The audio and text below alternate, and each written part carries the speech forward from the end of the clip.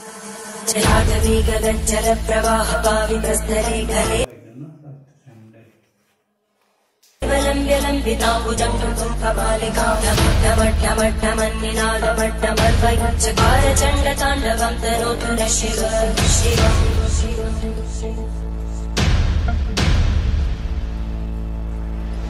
जटाकटाः सम्भ्रमभ्रमन्निलिम्बगज्जरीतिरोलवीचि वल्लरी विराजमानमोदरी धगद्धगद्धगज्ज्वलल्ललाटकट्टप्रापके किशोरचन्द्रशेखरे रतिक्षरम्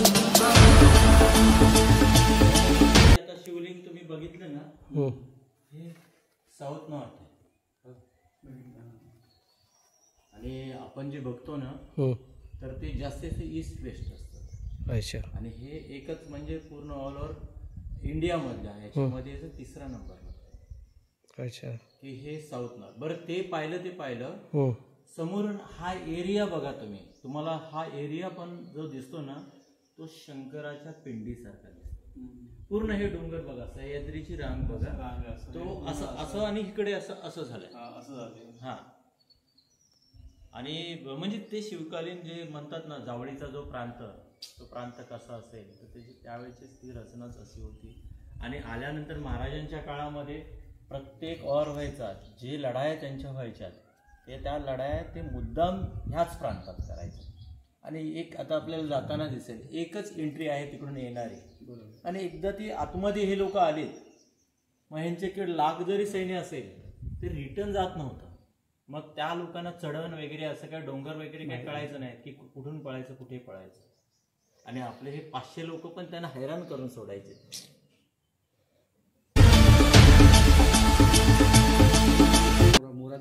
आगाच्या डरकळ्या पण ऐकायला महाराजांनी ज्यावेळेला इकडं असतील तर त्यावेळेला काय असेल परिस्थिती काही कळणार नाहीये. आणि असं जिथे आपला दासबोध लिहिला ना 450 वर्षापूर्वी, आता मला वाटतं मी 50 वर्षापूर्वी, मी 60 नाही सांगणार, 50 वर्षापूर्वी आम्ही तिथे जायचो ना तर पाणी घ्यायला तिथे जायचो.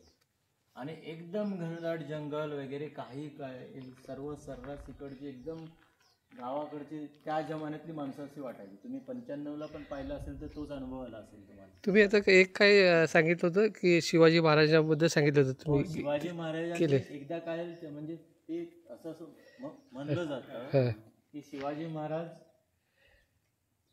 या एरियात इकडे आल्यानंतर पूजेसाठी ते यायचे. आणि चंद्रराव मोरेंचं वरती रंगमहाल, त्या रंगमहालामध्ये ते चंद्रराव मोरेंचं हे पूर्ण प्रॉपर्टी फार त्यांचं हे संस्थान त्यांचं होतं ना पूर्वी.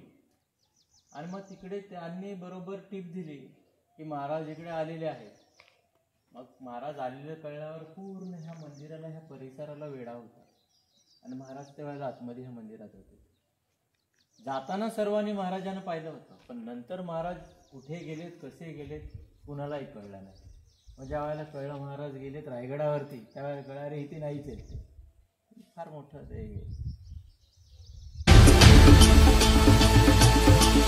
खडकातून आलोय म्हणून ते खडकेश्वर, स्वयंभू खडकेश्वर. स्वयंभू खडकेश्वर मंदिर मी बनवलं. कुंभलजाई ही देवी होती आमची, साळुंक्यांची देवी होती. आणि आमचा मूळ जो पूर्वज भाटघरवरून इकडे आला.